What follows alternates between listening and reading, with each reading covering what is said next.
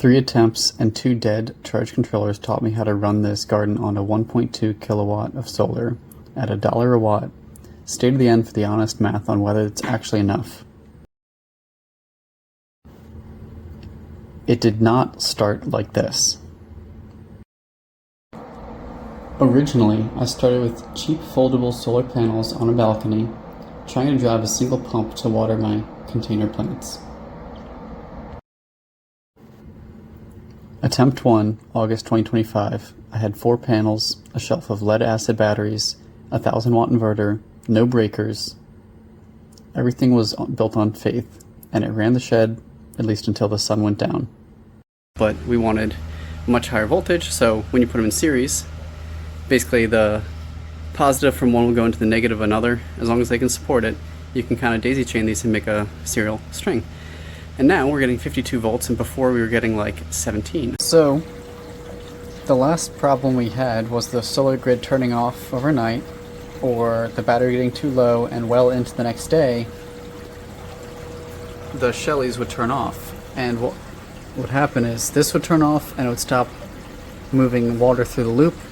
So the temperature, well, not really the temperature, but the EC and the pH probes would get out of whack and kind of misdose, so they might continue dosing if maybe the measurements were lower. The EC probe actually just turns off, so that one doesn't drift too bad. With the pH one, we had like a pH of like 4. So that, if it's, you know, being fed in, we have a little bit of a buffer, but, you know, it was bad. Alright, let's unbox these Renogy starter kits and see what's inside. I have not seen what is inside, but I do know what I ordered. These are the 4 100-watt solar panels, it would seem. I wonder if there's a good way to take these out. We're going to be adding some juice to the farm. In the kit, it was actually the cheapest. I got cables, the controllers, brackets, all for the price of 4 100-watt solar panels. So I literally got all this stuff for free, so that's why we're going to try it this way. It was $400 per starter kit, and they've got some pretty solid feeling cables. 12 panels in total, 6 a side. 1 afternoon, 1 ladder.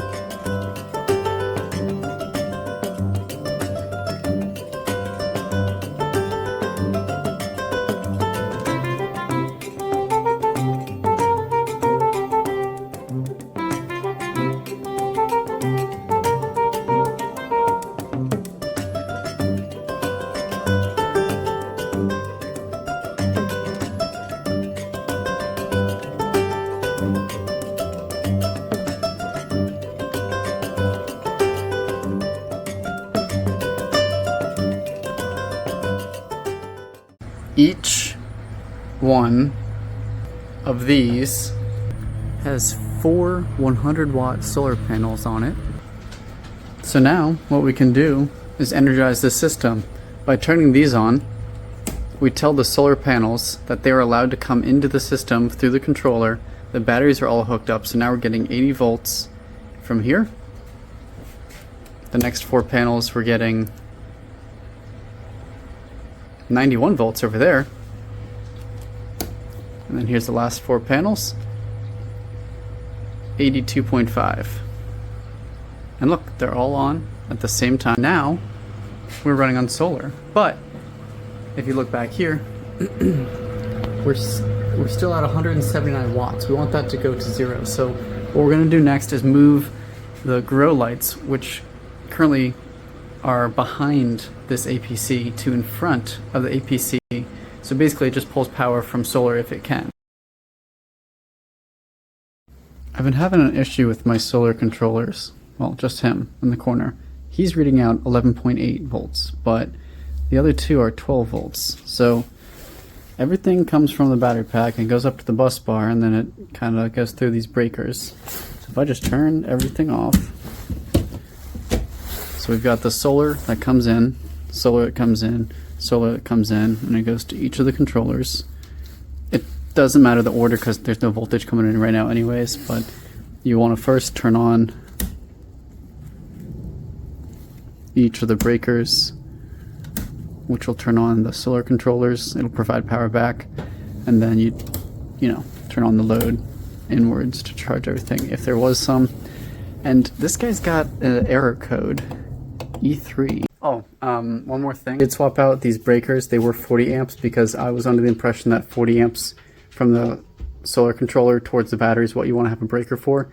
But during the boost cycle, the voltage will be much higher. And one of these kept tripping.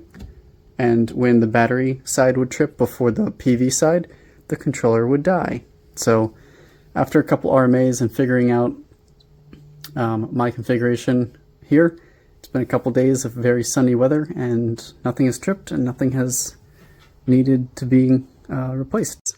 Now, the problem is when these guys would have a boost charge cycle like these are going to go through soonish, the problem is, let me set this back, the problem is they would trip. And what happens is when a battery is disconnected from the charge controller,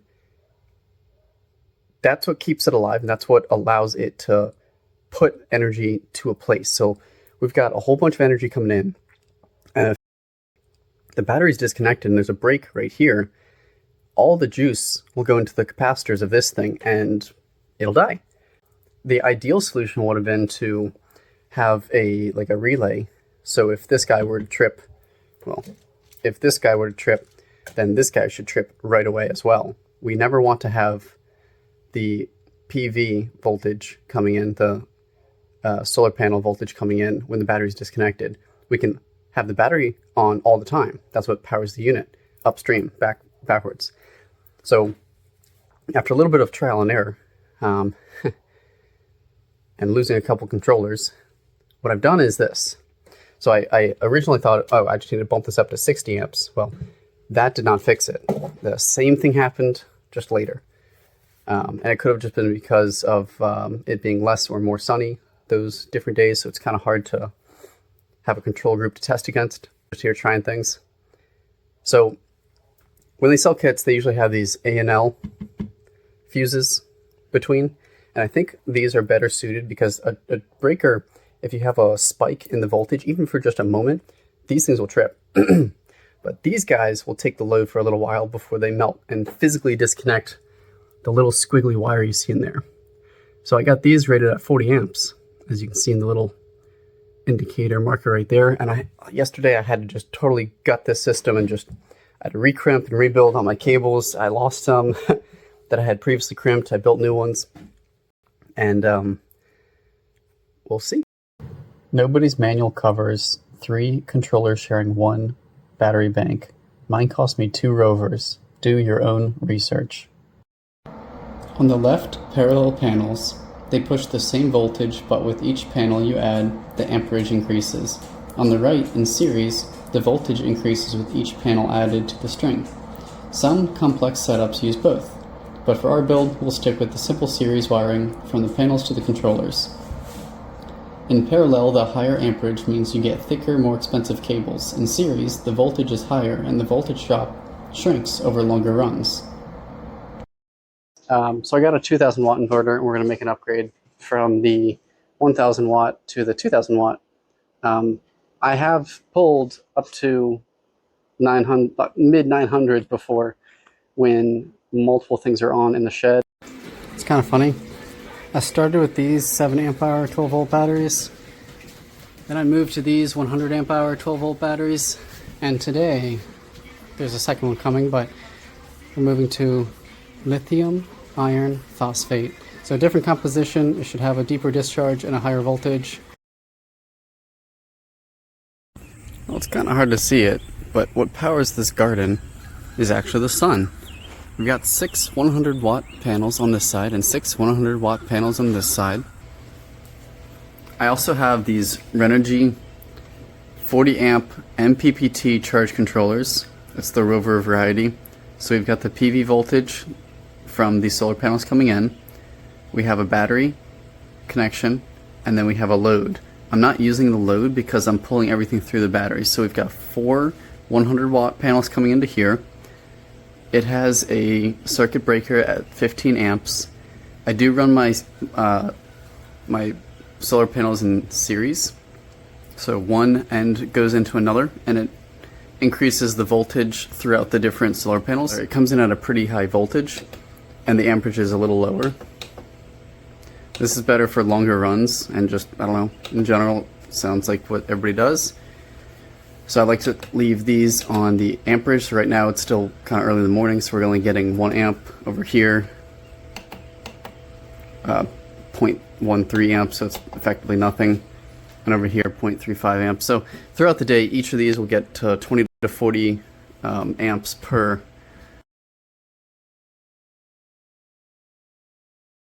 The shed burns about 6.5 kilowatt hours a day. On a good summer day, the panels harvest about 4.5 kilowatt hours. That's a 2 kilowatt hour deficit per day.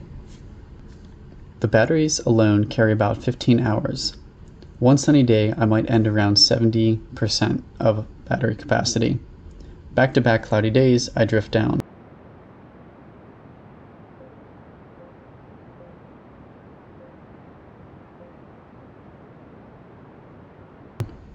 To run on sun alone, I need about 2 kilowatts, or 800 more watts.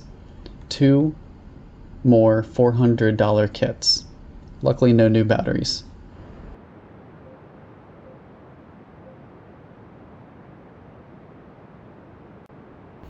From balcony to backyard solar shed, that should cover the power needs. I already ordered the 2 new kits to bring us to 5 starter kits in total. We will be running 5 parallel controllers, each with 4 100-watt panels at 12 volt.